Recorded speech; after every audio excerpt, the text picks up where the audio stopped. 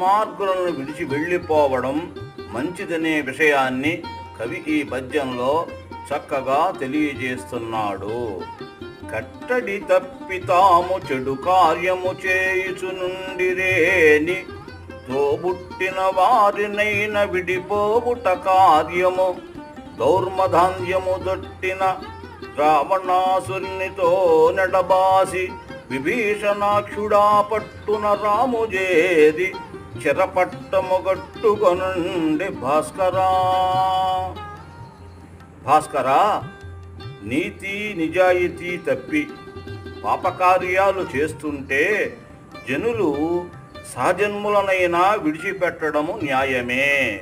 ఇందులో కించిత్తు కూడా సందేహము లేదు.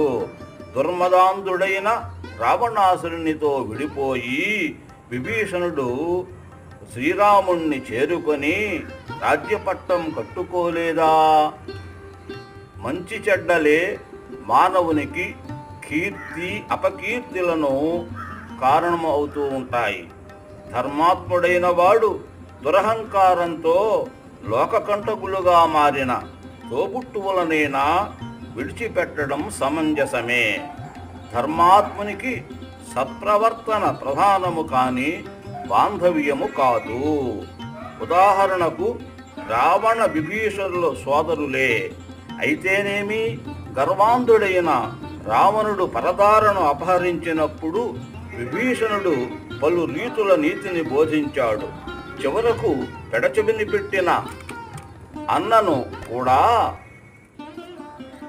విడిచిపెట్టి శ్రీరాముని చేరి శరణు పొందాడు.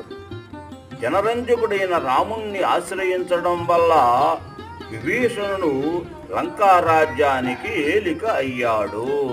తరువాతి పద్యంతో మీ ముందుకు వస్తాను.